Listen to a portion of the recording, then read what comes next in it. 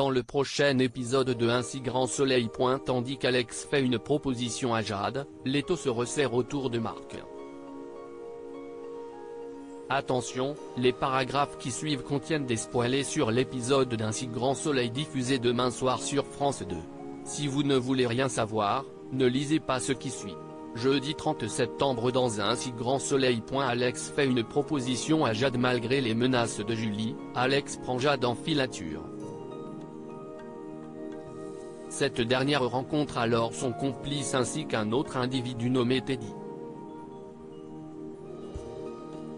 Au total, ils seront 4 pour braquer le supermarché vendredi dans la matinée.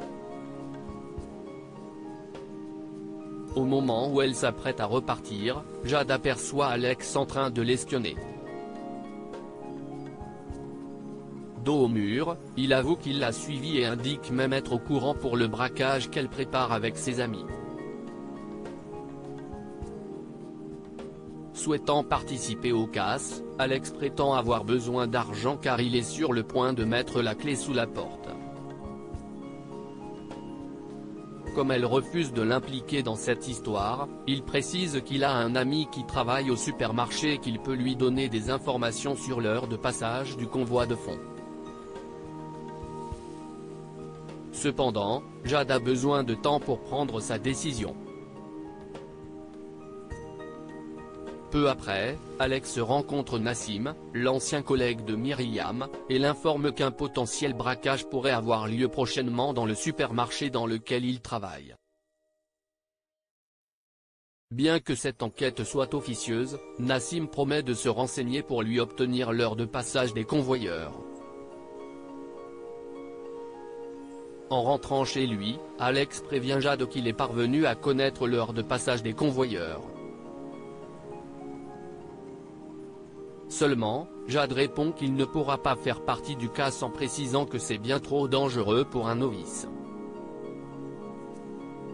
L'étau se resserre autour de Marc. Le Midi Libre a sorti un article accusant Marc Autran d'avoir volé la Porsche pour faire porter le chapeau à sa femme. Des écrits qui ne plaisent pas du tout à Guillaume qui pense que sa nièce s'est servie de la presse pour orienter l'enquête en utilisant des informations confidentielles. Il appelle donc Johanna pour la prévenir que son client va attaquer Florent en diffamation. Mais peu importe, cette dernière s'en moque puisque la police va désormais s'intéresser de près au propriétaire du garage. De son côté, Florent va voir Sylvie au parloir. Même si sa cliente est convaincue de l'innocence de son mari, lui estime au contraire qu'il est fort probable que Marc ait pu agir avec l'aide d'un complice. Pour innocenter ses clientes, l'avocat compte bien utiliser les failles de l'enquête pour semer le doute et ainsi obliger la juge d'instruction à relancer les investigations. Par la suite, Florent retrouve la juge Alphand pour lui demander d'étudier toutes les pistes, y compris celle de Marc, avant d'envoyer ses clientes en prison. Dans la mesure où ses soupçons sont plausibles, Cécile accepte d'organiser une confrontation entre Marc et Sylvie. Élise et Manu interrogent quant à eux Monsieur Béranger, le transporteur qui finit par confirmer qu'il a prévenu Marc des projets de sa femme. À quelques pas, Marc et Sylvie sont confrontés. Face aux accusations de Florent, Marc maintient sa version des faits et rappelle qu'il est la victime dans tout ça. En fin de journée, Cécile contacte Becker.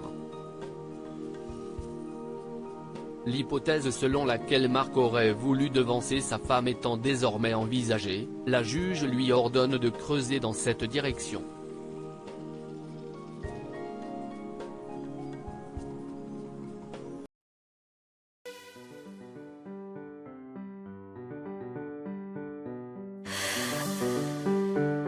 나